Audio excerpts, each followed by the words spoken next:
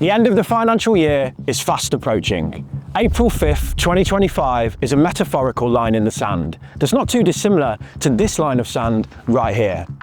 It tells us that in a couple of hours, we won't want to be stood right here because everything in this stunning landscape will be gone.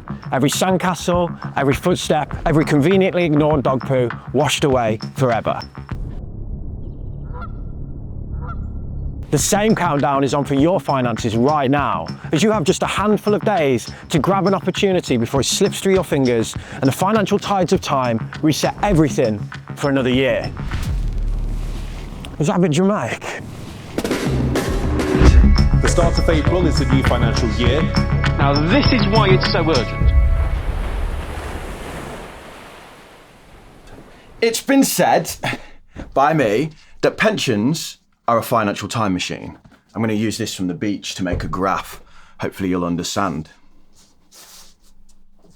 Over the course of a lifetime, the pension structure allows us to project tax forward into the future, to avoid that burden today and send it to our future selves. But they can also let us go back in time to borrow from the past and even rewrite history a little bit. But one of those routes to the past is about to close forever. So let's just start there, shall we? Over the course of a working lifetime, you need to have accrued around 35 years of qualifying national insurance contributions in order to get a full state pension. Most people watching this will hit that over a working career, no problem at all. But some of you will take time out of work. Some of you will go live abroad or not earn enough. And this leads to gaps in your national insurance record. You can choose to make voluntary contributions to your NI to plug those gaps if you want. And that tends to cost around £800 to £900 per year, and it will get you about £300 a year in income at the moment, which is a great return on investment. Currently, you can go all the way back to 2006 to plug years, but from April 5th, that route to the past closes forever, and you're only going to be able to go back up to 6 years, meaning there's some people watching this of a certain age with gaps in their national insurance record who will never be able to catch up again. If you're between the ages of 40 and 73, this applies most of all because you might have gaps in your NI record that aren't possible to catch up by through just sheer working.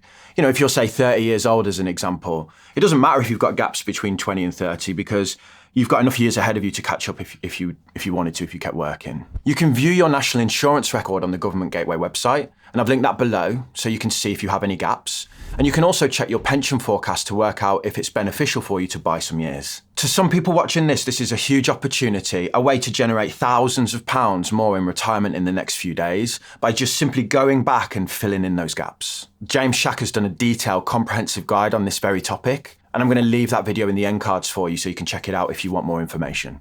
Okay, but what about everyone else? What about those going forwards?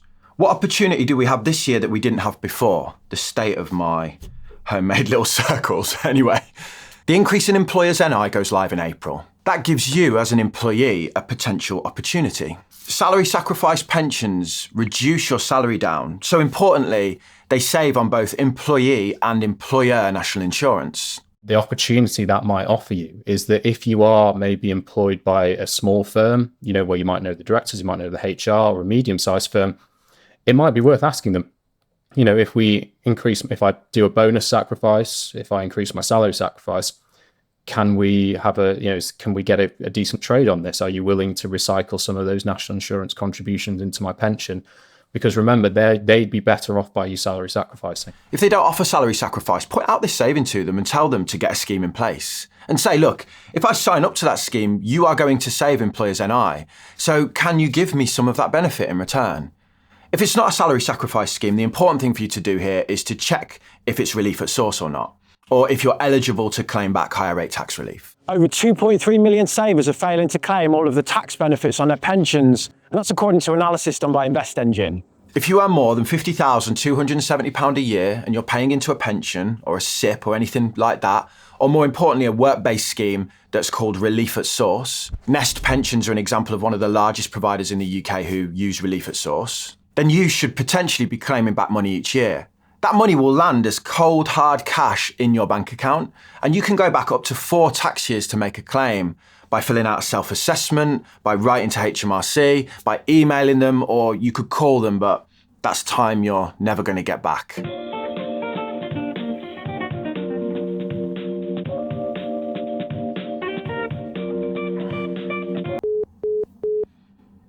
Tell your mother, tell your brother, tell your colleagues, and let's get that number all the way down from 2.3 million to 0. Did you say 0? What a coincidence, because they just so happen to be today's video sponsor. But instead of me telling you all about them, let's get the brains of the operation in, shall we? Hello, Mum. Hi Damo. Can you just tell me what you like about Xero? Yes, I love Xero. So, as you know, I've used it previously at 3 different companies, and I was a complete beginner, no accounts experience, no bookkeeping. It's just so easy to use. Anyone can pick it up. You can post invoices in multi-currencies, link it to HMRC, and the VAT return, you just literally press a button. It's great. You can give your accountant access to it at the end of the year and just let them get on and do your accounts. For somebody like me in my 50s who'd never done bookkeeping before, I was dreading it, and it was an absolute pleasure. It's just so easy to use. Right, bye, Mum. Xero is a global small business platform. It has over 4.2 million subscribers and includes services around accounting solutions, payroll, payments, expenses, and managing projects. We love Xero, and with the new Making Tax Digital initiative, it's never been a better time to check it out and just make your life a little bit easier. So in the description below and in the pinned comment, I've left an amazing discount if you want to give it a go. But thank you, Xero, and let's get back to the video. To finish off our section on pensions, I want to show you this wild paper from 2006 that I stumbled across when researching inheritance tax. So in 1979, they abolished federal or countrywide inheritance taxes in Australia. This meant there was a moment in time where if you died in this week, you got a massive tax bill, and if you died in this week, you didn't get that bill. But I mean, come on, you can't decide when you die, right? 50 deaths were shifted from the week before abolition to the week after. This amounts to over half of those who would have been eligible to pay the tax. These results imply then people just held on to life for a week to avoid tax. Or their relatives just shoved the bodies in a freezer. Nothing in life is certain besides death and taxes, apart from when the tax relates to death, of course. Why I find this interesting though is that in the UK, we have a similar sort of change, but in the opposite direction. From 2027, pensions will be included in the inheritance tax calculation. So many people who would never have paid this tax before now will. This paper would suggest then that over the next 3 years, we would see a rise in the death rate, because the simple answer to avoid that tax is, well, just die sooner. Right, bye, Mum. But seriously, when it comes to retirement savings and pensions, and where we are right now with the current system that we have, I think we need to internalise something that George said. I think with pensions, I think we've got to accept that they may well be the most generous they're ever going to get right now. You can pay up to 60k a year into your pension once you factor in tax relief, even more potentially as you can go back and use unused allowances from the previous 3 years using something called the carry forward rules, financial time machine, as I said. As well as this, any contributions to that, the tax relief is based on your income tax band at the minute. It's not a flat relief that is constantly being rumoured at and suggested. Is there a possibility for you to move into a lower tax band by paying more into your pension this financial year? More on that in the kids section in a moment when we look at it. But even if not, salary sacrifice, employer match contributions, and all of the benefits that we've just discussed, these are the features of the pension market, of the pension landscape today. And they might not be there in the future. So if you can take advantage of them, really consider it and, maximise it today if you can, because maybe one day they get washed away and replaced with something, well, a little bit more crap. Every conveniently ignored dog quote.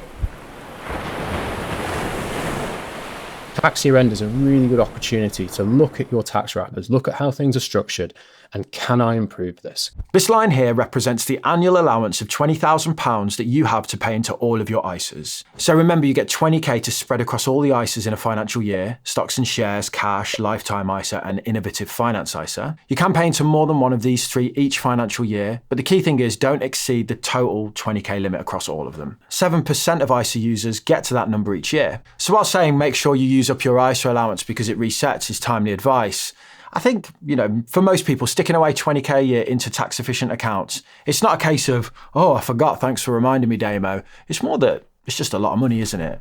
So I'm aware of that point, and I don't want to come across, out of touch by saying that. But there is some good practices here at this point of year. So first up, bed and ISA is the process of moving investments outside of tax wrappers into a tax wrapper. The current capital gains allowance of £3,000 is a use it or lose it allowance. So if you have investments outside of tax efficient accounts, you can sell a gain up to that allowance, not pay any tax, and then migrate those funds into a tax wrapper like an ISA. Maybe you accidentally opened a general investment account when you first got started. Lots of people do that. Or you have gains that you want to lock in other areas or in other assets, crypto, for example. Right, up next, at this time of year, it's really the only time that I will ever consider speculation as part of my financial planning. What I mean by that is, I tend to just not listen to noise or chatter around changes to the rules because there's a lot of it and we never know what's actually going to happen. We can never advise upon speculation. Recently, speculation has been rife that Labour will slash the allowance on cash ISAs, stopping you from being able to pay in 20k a year and bringing it all the way down to 4k, making it in line with lifetime ISAs. If it happens, I'll of course react to the news. But in short, I think slashing cash ISA rates to encourage people to invest, bit of a daft idea. People don't invest because they don't understand it. Not because they think, oh, I just can't resist that cash ISA allowance, I'm going to throw everything in there. I normally would never change my financial plans due to speculation, but in this case, maybe. If you have spare cash and you haven't used up your ISA allowance for the year, why not stick that money into a flexible cash ISA? Below is a list of the best cash ISAs on the market put together by my team at Financial Interest. I find this chart fascinating. It shows over a lifetime who the average American spends the most time with each day. And really, it's two people, yourself and your partner. Once your kids leave home, they're clearly done with you. And the average American doesn't see their mates past their late 20s, it would appear. So on this basis that we know that you spend the majority of time with your partner, doesn't it make sense to ensure that you are truly partners when it comes to your finances? So the ideal position if you're in a married couple is probably that you were to both retire on exactly the same level of assets, because you can then utilise your bands, your tax bands, in the best possible way. 73% of people surveyed didn't know that they could contribute into their partner's pension. Even if they're earning no money at all, you can pay up to £2,880 into their pension each year and then earn £720 in tax relief. If your partner is off work, looking after the kids or whatever, just consider this allowance. There is a key consideration to make here though. If you're a higher rate taxpayer and they're a lower rate taxpayer because they're not working or they pay at the 20% band, it might be more efficient for you to pay into your pension because of that, because you get that higher rate relief. Okay, so the next one, 700,000 couples are missing out on this. If you're in a marriage or a civil partnership and one of you earns no money, you can transfer some of your tax-free personal allowance to your partner. So you can move up to 10% of it, which is £1,260. That would then save them about £252 in tax. Better yet, you can go back 4 years into the past and bring that forwards if you want. So that's £1,000 back. And then if you do it this year and then after April do it again, that's £1,252 back. I'll link everything below, but surely you've got time to make that claim. And let's come back to another one with capital gains tax. So I mentioned before about using your capital gains tax allowance of £3,000. Well, spouses and civil partnerships, you both get one. And because you're taxed separately on those capital gains, you each have your own capital gains tax allowance. Again, that's £3,000 in 2024, 2025. So you can transfer assets into your partner's name so that you can take advantage of that 6k capital gains tax allowance, which is useful if you have more than 3k that you want to lock in 1 year. You can then move that money to tax efficient accounts or whatever you want. I had someone in my Q&A video the other day who was looking to do this with a share save scheme at work. The key thing is to make sure that you do the transfer before you crystallise the gains, before you lock in that sale. So you've sorted out your pensions, your ISA, your partner. All that's left now is the kids. Child benefit is tapered down. So once you earn over 60k, between 60k and 80k, you lose the child benefit. If you make a contribution via your pension, that effectively, because it's tax relievable, that can reduce your earnings for the purposes of this test. And it basically means that you can get your child benefit reinstated if you make a pension contribution. What George is talking about is adjusted net income. This is the way that the entitlement to child benefit is calculated. And simply speaking, if you pay money into your pension, it reduces your adjusted net income. So if you fall between this band of 60 to 80k where you start to lose the benefit, can you pay more money into your pension to bring yourself down so that you can reclaim it? When it comes to ISAs, kids also get their own allowances as well. £9,000 for a junior ISA for each child. If you're wealthy enough to max that each year from birth to the age of 18, they could have somewhere in the region of £400,000. Giving me 400 grand at the age of 18 would have been an absolutely terrible mistake. I think with these limits though, we often see them and people think of them as a target. They are a limit. Just even smaller amounts of cash into these structures can make a massive difference to a child's life over a lifetime. A junior SIPP is a good example of this. You can pay £2,880 into the SIPP each year, and they get tax relief on this, which takes it up to £3,600. I really like this product, the junior SIPP, because it's a proper legacy thing, isn't it? You know that you can secure your child's retirement ahead of time, or at least put money away for it, so when they realise that it's important to save for retirement, you've already got the ball rolling, and they can't spend the money at 18 when they're idiots.